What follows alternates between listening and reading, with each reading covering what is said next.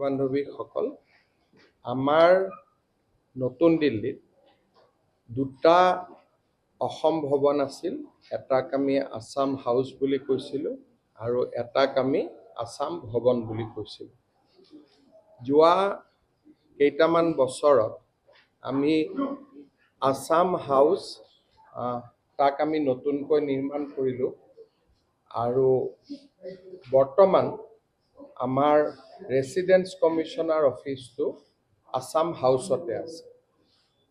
এই বছৰৰ শেষৰ ফালে অসম ভৱন যাক আমি ভাঙি পেলাই নতুনকৈ নিৰ্মাণ কৰিছিলোঁ সি সম্পূৰ্ণ হ'ব আৰু অসম ভৱনটো মূলতঃ চৰকাৰী কাম কাজত ব্যৱহাৰ কৰা হ'ব।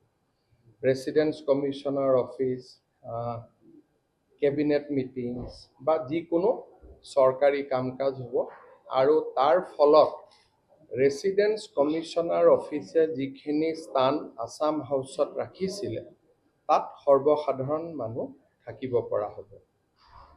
আমি দাৰিকাত এটা তৃতীয়টো অসম ভৱন নিৰ্মাণ কৰিছিলোঁ আৰু অসম ভৱনৰ লগতে কাৰ্বি ভৱন আৰু ডিমাচা ভৱনৰো নিৰ্মাণ হৈ আছে।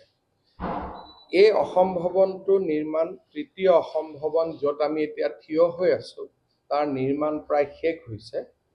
পূজাৰ আগে পিছে ইয়াকো আমি জনসাধাৰণৰ কাৰণে মুকলি কৰি দিম। এইটো অসম ভৱনত আমি যিটো হিচাপ কৰিছোঁ প্ৰায় 40 গৰাকী বা 40 জন মানুহ ইয়াত থাকিব পাৰিব আৰু মেইনলি এই অসম ভৱনটো দিল্লীত অলপ বেছি সময়লৈ অহা পেচেণ্টসকলৰ বাবে এই অসম ভৱনটো তৃতীয় অসম ভৱনটো আমি ব্যৱহাৰ কৰিম।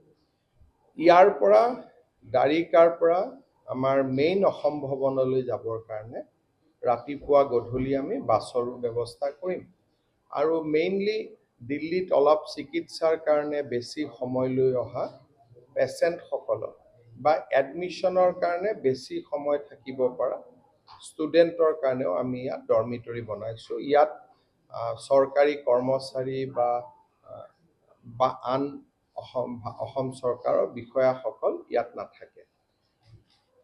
আমি আৰু এটা ডাঙৰ প্ৰজেক্ট কৰি আছোঁ, সেইটো হ'ল দাৰিকাতে, যাৰ কাৰণে আমি অলপমান ডাঙৰ মাটি এডোখৰো পাইছোঁ। এতিয়া আপোনালোকে চাই আহিলে আমি চেষ্টা কৰিম তাতে যাতে নতুনকৈ আমি 100টা ৰুম বনাব পাৰোঁ আৰু দিল্লীত থকা অসমীয়া সমাজখনে যাতে বিয়া বাৰু পাতিব পাৰে তাৰ কাৰণে আমি ডাঙৰ হল এটা কৰিব খুজিছোঁ য'ত 300 মানুহ বা 400 মানুহ একেলগে গোট খাব পাৰে আৰু ওপৰত আমি টপ ফ্ল'ৰত এটা নামঘৰো কৰিব খুজিছোঁ। সেইটো আমাৰ 4th প্ৰজেক্ট আৰু ফাৰ্ষ্টটো চলি আছে অসম ভৱন, অসম হাউচটো, অসম ভৱন আৰু এই তৃতীয় ভৱনটো, এই দুইটাই পূজাৰ আগে পিছে এটা এটাকৈ আমি উদ্বোধন কৰিব পাৰিম। তাৰ কাম সম্পূৰ্ণ হৈছে আৰু যিটো 4th ডাঙৰ প্ৰজেক্ট এটা আমি হাতত লৈছোঁ, দিল্লী চৰকাৰে আমাক মাটি দিছে, আমি 35 কোটি টকা দি মাটিখিনি কিনিছোঁ। 4th প্ৰজেক্টটো আমি অলপ ডাঙৰকৈ কৰিম, যিটো মই ভাবোঁ যে জানুৱাৰী ফেব্ৰুৱাৰীত আমি তাৰ কাম আৰম্ভ কৰিব পাৰিম আৰু 2 বছৰ 3 বছৰ লাগিব আৰু এই গোটেইখিনি হৈ গ'লে দিল্লীত আমাৰ প্ৰায় সকলো সময়তে অন্ততঃ 200 গৰাকী মানুহ থাকিব পৰাও হ'ব। নামঘৰো হ'ল, ষ্টুডেণ্টটো হ'ল, পেচেণ্টটো হ'ল, চৰকাৰী অফিচো হ'ল আৰু আমাৰ বিষয়া কৰ্মচাৰী হ'ল। মোটামুটি আমাৰ অসুবিধাসমূহ দূৰ হৈ যাব। লগত কাৰ্বি ভৱন আৰু ডিমাচা ভৱনো নিৰ্মাণ হৈ আছে, বড়োলেণ্ড ভৱন সুকীয়াকৈ আছেই আৰু এতিয়া আমি এটা বৰাক ভৱনৰ কাৰণেও আমি চেষ্টা কৰি আছোঁ। যেহেতু আপুনি উল্লেখ কৰিছে যে ইয়াত মূলত পেচেণ্টসকলৰ বাবে প্ৰাধান্য দিয়া হ'ব, এই পেচেণ্টৰ ক্ষেত্ৰত ইয়াত কিবা মাচুল দিল্লীত মেইন কথাটো মাচুলত নহয়, মেইন কথাটো হ'ল যে থকাৰ সুবিধা। মাচুল ইলেক্ট্ৰিচিটি বিল, পানীৰ যিখিনি খৰচ হয় তাক হৰণ পূৰণ কৰি মাচুল এটা আমি ঠিক কৰি দিম, যেনেকৈ বম্বেটো এটা আছে। গতিকে বম্বেত যেনেকুৱা আমি অসম ভৱনটোত পেচেণ্ট থাকে এটা মাচুল লয়, তেনেকৈ হিচাপ নিকাচ কৰি এটা মাচুল ল'লে হয়, কিন্তু হোটেলতকৈতো বহুত কমেই হ'ব। চতুৰ্থ প্ৰকল্পটোৰ নামো অসম ভৱন। এই গোটেইকেইটাৰ নাম এটা এতিয়া ভাবিম। এটাতো অসম ভৱন হ'ল, এটা আছাম হাউচ হ'ল, গতিকে থাৰ্ড প্ৰকল্পটো ইয়াৰো এটা অসম নামটো সন্মুখত ৰাখি অসম অতিথিশালা এনেকুৱা এটা নাম ৰাখিব লাগিব এইটোৰ। এনেকৈ বা অসম কুটিৰ এনেকুৱা নাম মই গুৱাহাটীত গৈ, কিন্তু অসম নামটো সন্মুখত থাকিব, তাৰ পিছফালে অসম কুটিৰ হ'ব পাৰে, অসম অতিথিশালা হ'ব পাৰে, অসম গৃহ হ'ব পাৰে, এনেকৈ আমি বহি পেলাই নাম এটা ঠিক কৰিম।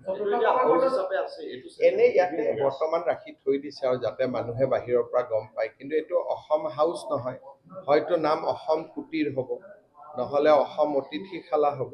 কিন্তু যিটো ফ'ৰ্থ প্ৰজেক্ট হ'ব, আপোনালোকে ইয়াত যেনেকৈ ছত্তীশগড় ভৱন দেখিছে বা অৰুণাচল ভৱন দেখিছে, সেইটো যথেষ্ট ডাঙৰ হ'ব। ইয়াত আমি যিখিনি মাটি পাইছিলোঁ, আমি 3 ভাগ কৰিবলগীয়া হ'ল, কাৰ্বি ভৱনৰ বাবেও, ডিমাচা ভৱনৰ বাবেও। সেইকাৰণে ইয়াত আমাৰ মাটি কমি গ'ল, কিন্তু দিল্লী গভৰ্ণমেণ্টে আমাক যিটো মাটি দিছে আপোনালোকে এতিয়া দেখি আহিছে, বহুত ভাল মাটি, ইয়াতকৈও ভাল মাটি। গতিকে সেই মাটিত এটা আমি বিশাল অসম ভৱন এটা নিৰ্মাণৰ চেষ্টা কৰিম, আৰু দিল্লী গভৰ্ণমেণ্টৰ লগত কথা পাতিম। এতিয়া 6 ফ্ল'ৰলৈকে এলাউ কৰে, যদি আৰু 2টা ফ্ল'ৰ আমি পাওঁ তেতিয়াহ'লে প্ৰায় 100-150 মানুহ থাকিব পৰা হ'ব। যিহেতু চতুৰ্থ প্ৰকল্পটোৰ নামঘৰৰ কথা কৈছে, তাত আপোনাৰ টুৰিজমৰ সৈতে কিবা যোগাযোগ হ'ব নেকি? তাত নামঘৰ ওপৰত থাকিব। বেচিকেলি আমাৰ লক্ষ্য হ'ব দিল্লীত থকা অসমীয়া মানুহখিনিয়ে যাতে আহি নাম কীৰ্তন এটা কৰিব পাৰে, আৰু তলত যিহেতু বিয়াৰ ঘৰ থাকিব, গতিকে আপোনালোকে জানে যে বিয়াৰ মানুহ বিয়াত বহাৰ আগতে নামঘৰত যায়, গতিকে এটা নামঘৰ থাকিব ওপৰত, ভাগৱত থাকিব, আৰু আমাৰ তলত 300-400 মানুহে বহি অনুষ্ঠান কৰিব পৰা এটা হল থাকিব। আৰু গুৱাহাটীৰ পৰা সত্ৰাধিকাৰসকল আহিলেও তাতে তেতিয়া থাকিব পাৰিব। দৈনিক নাম প্ৰসংগটো আমি চলাই ৰাখিম। ছাৰ, ভৱনৰ সংখ্যা আমাৰ ল'ৰা ছোৱালী আহিব নোখোজে, কাৰণ ইয়াত কষ্ট অফ লিভিং বহুত বেছি। আৰু এতিয়া আমি যিবিলাক ট্ৰান্সফাৰ দিছোঁ, চবেই মোক আবেদনে কৰে গুৱাহাটীত ঘূৰি যাব লাগে। সেইকাৰণে ইয়াত যিমান সুবিধা আমি আউটচোৰ্চ কৰিম, কিন্তু আউটচোৰ্চ কৰিলেও কিছুতো নিজৰ মানুহ ৰাখিব লাগিবই। গতিকে এতিয়া বাংগালুৰুতো আমাৰ অসম ভৱনটো নিৰ্মাণ হৈ গ'ল। এই বছৰত আমাৰ বাংগালুৰুত অসম ভৱন মুকলি কৰিম, দিল্লীত আমি এইটো মুকলি কৰিম, অসম ভৱনটো মুকলি কৰিম। এতিয়া আমাৰ ডাঙৰ প্ৰজেক্ট চলি আছে কলিকতাৰ পুৰণা আছাম হাউচটো ভাঙি আমি বহুত ডাঙৰ এটা অসম হাউচ তাতে বনাই আছোঁ। মানে এইটো প্ৰশ্ন আছিলে, মই ৱেষ্ট বেংগল ইলেকশ্যনৰ সময়ত গৈছিলোঁ অসম হাউচলৈ, যিটো পুৰণা হৈছে, একেবাৰে অৱস্থা বেয়া, সম্পূৰ্ণ ভাঙি পেলোৱা। পুৰণাটো ভাঙি গ'ল অলৰেডি ধাম ধুম ভাঙি আছে। পাৰ্মিশ্যনটো পোৱাত অলপ সময় হৈছে। সেইটো আমাৰ আপোনালোকক ক'ব, ইয়াতে কণ্ট্ৰেক্টৰজন আছে যোনে কৰি আছে। তো কেলকাতাৰ আছাম হাউচটো ৰোহিত কিমান ৰুম হ'ব? কেলকাতা আছাম হাউচত কিমান ৰুম? 90টা ৰুম হ'ব। ভঙা হৈ গ'ল ন, কাম আৰম্ভ হৈ গ'ল। এতিয়া পুৰণা আমাৰ তাতে 2টা অসম ভৱন আছে। আপুনি যিটোত গৈছে সেইটো মানে সেইটোত গৈছে নিউ টাউনত, সেইটো ভাঙিব লাগিব। পুৰণা চৰকাৰৰ নিৰ্মাণ হৈছিল, খুব বেয়া। কিন্তু সেইটো ভঙাৰ আগতে ৰাছেল ষ্ট্ৰীটত যিটো আমাৰ পুৰণা আছিল, সেইটো আমাৰ ধুমধাম নিৰ্মাণ চলি আছে। আমি 6 ফ্ল'ৰ গৈ পাইছোঁ, তাতে 100জন মানুহ থাকিব পাৰিব। সেই 100জন মানুহৰ হৈ গ'লে তেতিয়া আমি সল্ট লেকৰটোত নতুন ব্যৱস্থা কৰিব লাগিব। এইটোৰ ওপৰত ইনকুৱাৰীও হৈ আছে। খুব বেয়া নিৰ্মাণ এটা কৰি থৈ গ'ল। আমাৰ অসমৰে কণ্ট্ৰেক্টৰ আছিলে, কিন্তু খুব বেয়া কাম কৰি আছে। এইটো অসম চৰকাৰে কৰি আছে। আমি যাদৱপুৰ ইউনিভাৰ্চিটিত দায়িত্ব দিছিলোঁ, তেওঁলোকে এটা ইনকুৱাৰী ৰিপৰ্ট দিছে, তাৰ ওপৰত আমাৰ কণ্ট্ৰেক্টৰজনক কিজানি ব্লেক লিষ্টেটো কৰা হৈছে। মাদ্ৰাজৰটো এই গোটেইকেইটা পুৰণা নিৰ্মাণ আছিল আমাৰ চৰকাৰতকৈ আগত, তাতো এটা সময়ত ডাঙৰ ৰিপেয়াৰিং লাগিব। ভেলোৰৰটো ভাল, কিন্তু মাদ্ৰাজৰটো অলপমান, কিন্তু বেংগালুৰুটো খুব ভাল হৈছে। আৰু বম্বেত এতিয়া আমাৰ এটা প্লেন আছে, আমি পৰ্ট অথৰিটিৰ পৰা মাটি এটা কিনিছোঁ।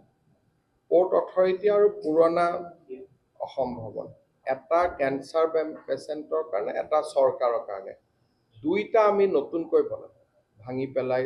কাৰণ এতিয়া ওপৰলৈকে যাব অনুমতি দিছে, কিন্তু আমি যেতিয়া বনাইছিলোঁ তেতিয়া পাইলিংটো আমি ওপৰত যাবৰ কাৰণে আমাৰ নাছিলে।